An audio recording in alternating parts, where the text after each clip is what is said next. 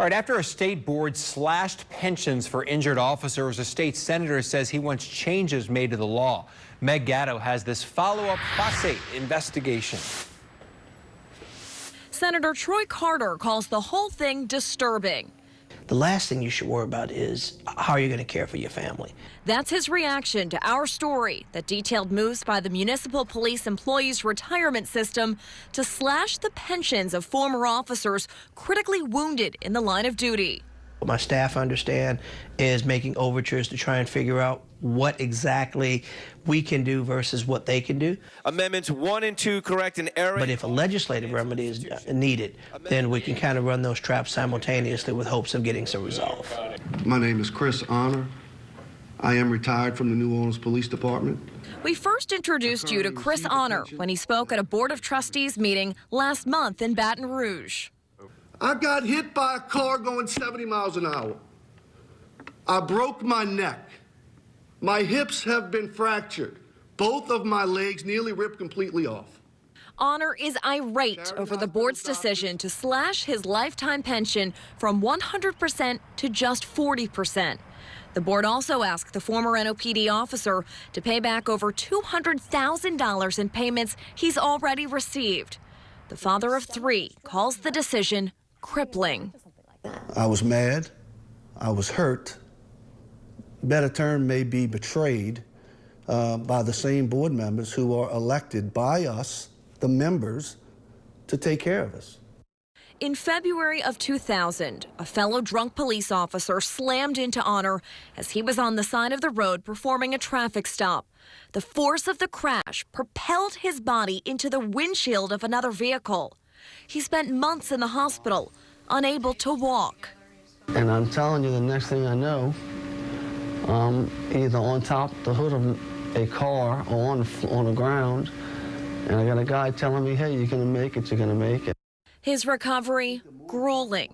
Just take a look at the rods and pins holding his limbs together 18 years later. Both right and left leg, that's where the hardware is. Honor and his wife described the toll his injuries took on their family as life-changing. But I'm the one that plays ball with the kids. I'm the one that taught them to ride a bike. And I know he'd like to. Doctors only gave Honor a slim chance of walking again, which makes his recovery that much more remarkable. You can be critically injured, catastrophically injured, and not be able to function as a police officer and still be able to function in life. In 2003, the law pertaining to disability benefits was rewritten.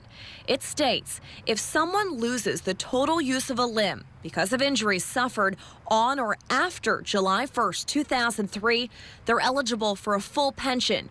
But before that date is another story.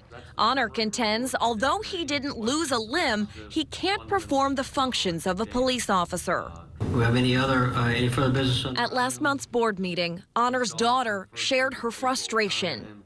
Tell me how it makes any logical sense that a person after 2003 qualifies for 100% with a bilateral knee injury, but a person before 2003 who has lived with the 100% qualifying knee injury for more time does not.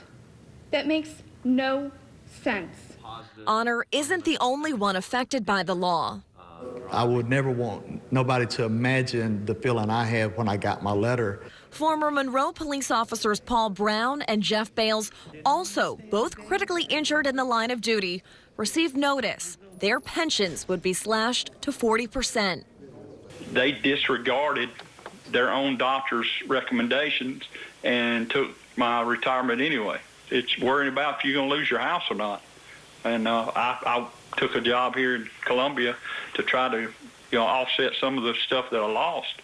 Costly, it's frustrating. You go through a lot of misery and your family gets hurt along the way with it. Both men filed suit against the board. Bale's attorney says he actually won his lawsuit filed last year in district court in Baton Rouge, with the judge awarding him his full pension plus money that had been withheld and attorney's fees. Mr. Bales is completely successful, and they are in the process of appealing that because they don't want to pay it. For now, the former officer's hopes rest with lawmakers. and lay that motion on the table without objections. The legislature needs to get a hold of this and make this right. So clearly that law needs to be relooked at, needs to be tweaked, and I'm more than happy to be a part of that solution. Senator Carter thinks the officers affected should be grandfathered in if a new law takes effect. That certainly would make sense, that you would protect the people that are in, but I think not only the ones that are grandfathered, I think it makes good sense prospectively going forward that we take care of all of our peace officers. Because as he explained, people who put their lives on the line every day for citizens deserve to be taken care of when they suffer life-changing injuries. Senator Carter says at this point in the legislative session, there's no current bill that could be amended. So he's likely going to be introducing new legislation concerning disability benefits next March. He also says he's working with the pension board to see if there's anything the board can do on its end to remedy the situation before the legislature gets involved. Back to you.